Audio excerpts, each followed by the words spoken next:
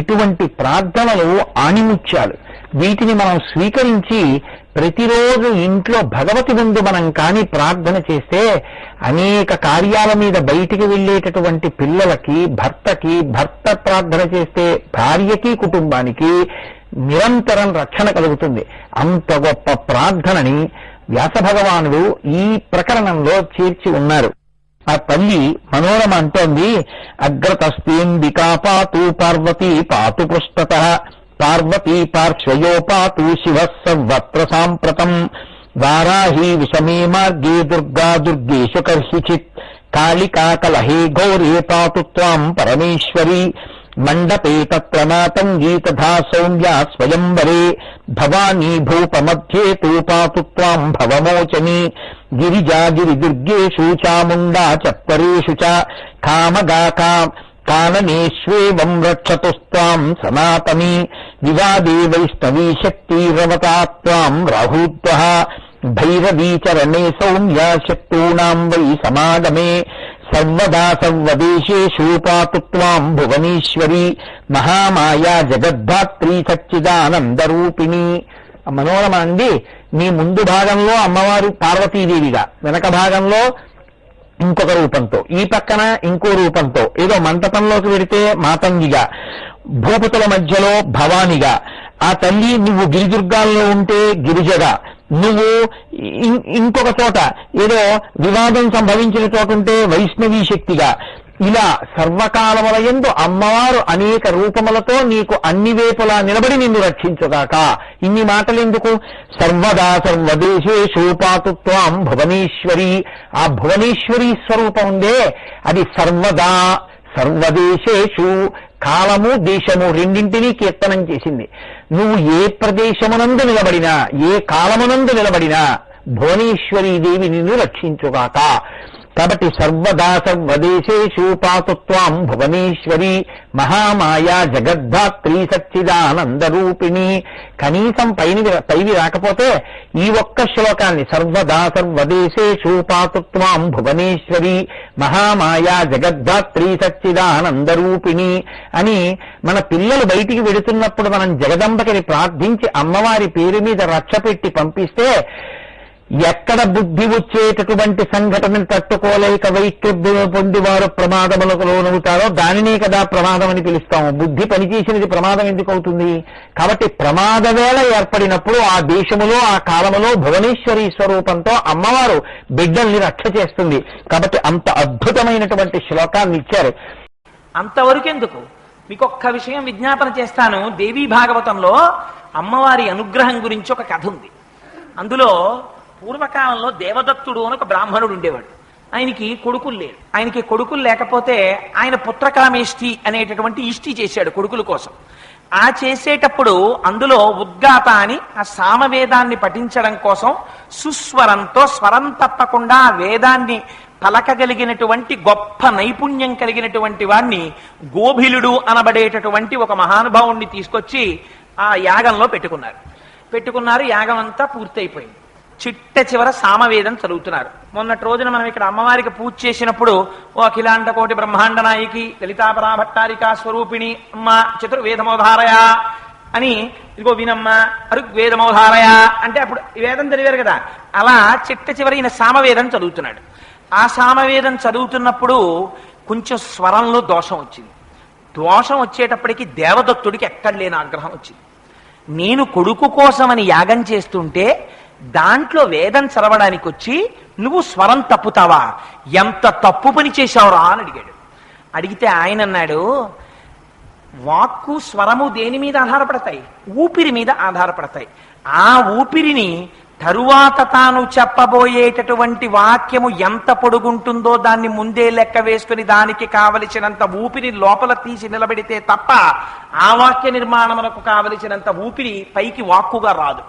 అలా వేదం పలికేటప్పుడు కూడా ఉచ్ఛ్వాస నిశ్వాసలలో కావలసినంత ఊపిరి తీసి అప్పుడు దాన్ని ఆ స్వరబద్ధంగా బయటికి తీసుకొచ్చి శబ్దస్వరూపంగా వేదాన్ని పలకాలి. ఒక్కొక్కసారి ఆ ఊపిరి తీసి లోపల పట్టుకోవడంలో చిన్న తేడా వచ్చి స్వరం మారచ్చు.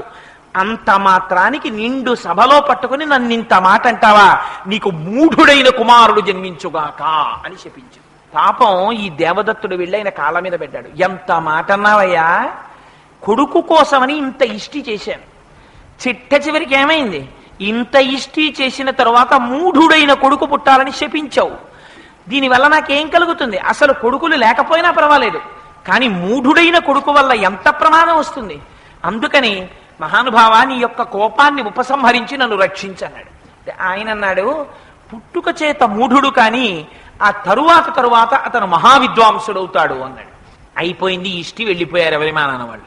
పాపం ఈ దేవదత్తుని యొక్క భార్య గర్భాన్ని ధరించింది, ఒక పిల్లవాణ్ణి కంది. ఆ పిల్లవాణ్ణి కూర్చోబెట్టుకుని దేవదత్తుడు సంధ్యావందనం నేర్పుదామంటే వాడు అలా చూస్తూ ఉండేవాడు.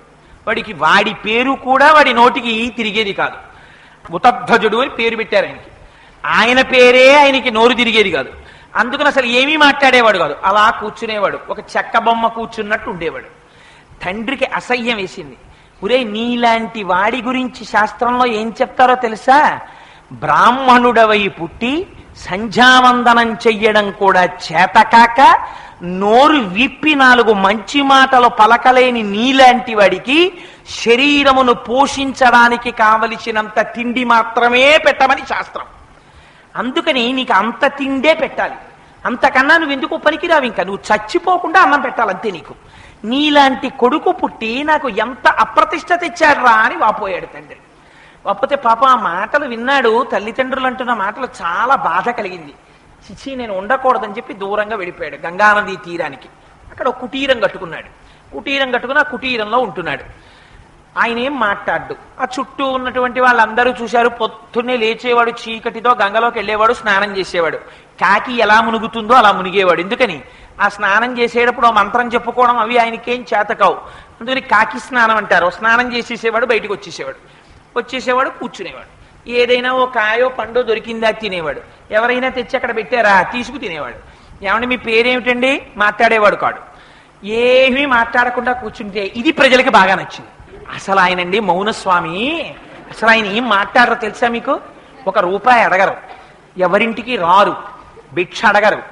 ఎప్పుడు అలా మౌనంలో ఏం చూస్తాడో తెలియదు, ఏం వింటాడో తెలియదు. అసలు శక్తులన్నీ ఆయన దగ్గర ఉన్నాయనుకున్నారు. అనుకుని వాళ్లే పేరు పెట్టేసుకున్నారు. ఎంత గొప్ప తపస్సు అంటే అసలు ఇది తపస్సు అంటే. అందుకని ఆయన పేరు సత్య తపస్సుడు అని పేరు పెట్టుకున్నారు వాళ్ళు. పెట్టుకుని ఇంకా ప్రతి ఇంట్లో వాళ్ళు తీసుకొచ్చి అక్కడ పదార్థాలు పెట్టేవారు. ఇదేదో బానే ఉంది, మన నోరు విప్పామా మన బతుకు బయటడిపోతుంది, అక్షరం ముక్క రాదు మనకి. అందుకని అసలు మనం మాట్లాడాలి, మౌనంగా ఉంటాం. వాళ్ళు మౌనమే నాకు శ్రీరామరక్ష, వాళ్ళు నేనేదో పెద్ద తపస్వినని ఇవన్నీ పెడుతున్నారు అని ఆయన హాయిగా రోజు ఏదో పాపం తినేవాడు. కానీ మనస్సులో కుమిలిపోతూ ఉండేవాడు. 14 ఏళ్ళు అయింది ఇల్లు ఇడిచిపెట్టేసేపటికి. నాన్నగారు ఎలా ఉన్నారో, అమ్మ ఎలా ఉందో, నా బతుకు ఇలా అయిపోయింది, దొంగ బతుకు. రేపు పొద్దున్న ఎప్పుడైనా ఒక్కసారి నోరు విప్పానా కర్రలెట్టి కొడతారు నన్ను. నేనేదో తపస్విని అనుకుని వీళ్ళు పెడుతున్నారు, తింటున్నాను, కూర్చుంటున్నాను. ఈ పర్ణశాల నేను తప్ప నాకేమీ తెలియదు. బయటికి వెళ్ళడానికి భయం, ఎవడేమడుగుతాడో భయం, ఎవడన్నా కనపడేటప్పటికీ కళ్ళు మూసు కూర్చోవాలి అని అలా కూర్చున్నాడు. పాపం కూర్చుంటే ఆయన దురదృష్టమో ఆయన అదృష్టమో ఒక రోజున ఒక పెద్ద వేటగాడు వచ్చాడు. వాడు సాక్షాత్ కాలయముళ్ళే ఉన్నాడు. నల్లటి శరీరం, ఎర్రటి కళ్ళు. ఆయన వస్తూ ఒక అడవి పందిని తరువుకొచ్చాడు. తరువుకొస్తే ఆ అడవి పంది యొక్క డొక్కలో ఆ కిరాతుడు విరిచిపెట్టినటువంటి బాణం గుచ్చుకుంది. అది నెత్తురోడుతూ తప్పుకోవడానికి మార్గం లేక పరిగెడుతూ ఈయన ఉన్నటువంటి ఆ పర్ణశాల యొక్క తడికి తోసుకుని లోపలికి వచ్చింది.